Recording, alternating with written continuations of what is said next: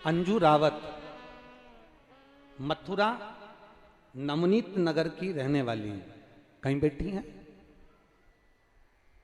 कहीं बैठी हो तो हाथ हिला सकती हैं। अंजू रावत, मैं मथुरा नवनीत नगर की रहने वाली हूं। कहीं बैठी हो तो हाथ हिला सकती हैं। अंजू रावत। गुरुदेव, अब जरा समझना, बहुत सुंदर प्रसंग है, शायद आपके स्मरण में है कि नहीं है, वह आपके जीवन की एक लाभ देने वाला प्रसंग है। गुरुदेव, मेरी पसलियों के बीच में एक बड़ी सी गठान हो गई, और पसलियों के बीच में जो गठान हुई, 2 साल हो गए गठान का इलाज करवाते करवाते, पर गठान गली नहीं। आखिरी में डॉक्टरों का कहना था कि इस गांठ को निकालना पड़ेगा, ऑपरेशन करना पड़ेगा, अगर ये ठीक नहीं हो रही है तो इसको निकाल कर ये जांच के लिए जाएगी। अब गुरुदेव, करूं तो करूं क्या? तब आपने कहा था कि बेलपत्र के जो पीछे का भाग होता है, बहुत बहुत ध्यान देंगे, मेरी माताएं बड़े ध्यान से कथा का स्मरण करेंगे। बेलपत्री के जो पीछे का भाग होता है, डंडी का बिल्कुल पीछे का जो भाग है, पीछे का जो भाग, आपने कहा था बेलपत्र के जो पीछे का भाग होता है, अगर वो अशोक सुंदरी का नाम लेकर हाटकेश्वर महादेव, कौन सा महादेव? हाटकेश्वर महादेव का नाम लेकर अशोक सुंदरी को छुआकर चबाया जाए तो गांठ कैसी भी होती है वो गलती है। अब मैंने आपके वचन पर भरोसा करा, शिव मंदिर जाती, बेलपत्री उठाती, उसके पीछे का भाग तोड़कर बाबा को चढ़ाकर अशोक सुंदरी हाटकेश्वर महादेव का नाम लेकर खाती। गुरुदेव, मैं क्या वर्णन करूं, मैं बाबा को यहाँ धन्यवाद देने के लिए आई हूं। बाबा ने मेरी जो गांठ 2 साल से थी वो मात्र 20 दिन में गला दी है। मेरे बाबा का भी क्या गुणगान, ये शिव तत्व है, ओ घड़ी है शंभु। मेरा नाम अंजू रावत है, मैं मथुरा नवनीत नगर की रहने वाली हूं। शिव तत्व की प्राप्ति, शिव कथा कह रही है।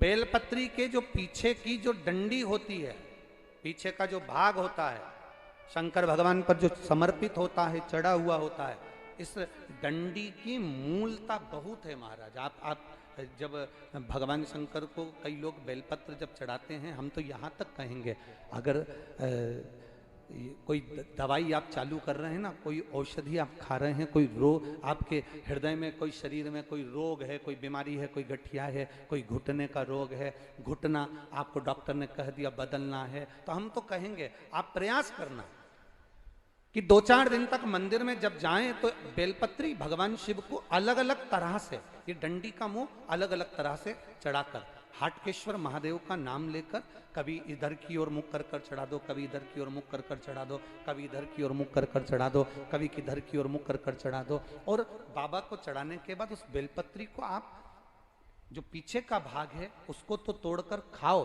साथ में बेलपत्री को भी खाना प्रारंभ करो। 15-20 दिन खाने के बाद फिर जांच कराओ कि आपको उस रिजल्ट में अंतर आया कि नहीं आया, आपकी जांचों में अंतर आया कि नहीं आया। उस बेलपत्री के भाग का स्मरण हमको सुख देता।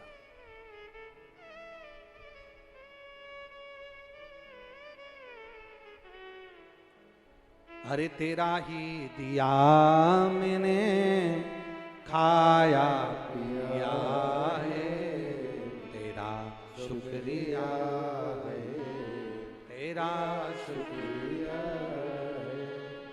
भगवान षडानंद कार्तिकेय का प्रागट्य हो।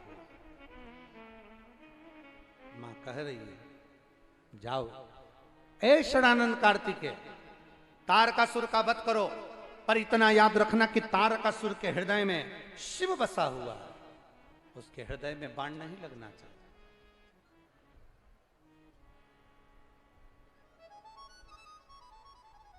सबसे भिड़ो मना नहीं, सबको अब शब्द कह लो मना नहीं, पर इतना याद रखना शंकर के भक्त को कभी अपशब्द मत कहना, और शंकर भगवान के भक्त से कभी जिंदगी में भिड़ना नहीं।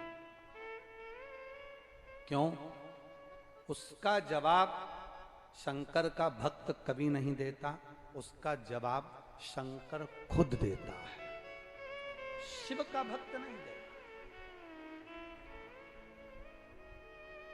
आपसे बन सके तो आप भगवान का भजन करो, आपसे बन सके तो आप भगवान की भक्ति करो, आपसे बन सके तो भगवान का स्मरण करो, आपसे बन सके तो भगवान शंकर का गुणगान करो, आपसे बन सके तो भगवान शंकर की भक्ति को धारण करो, आपसे बन सके तो भगवान शंकर का गुणगान करो।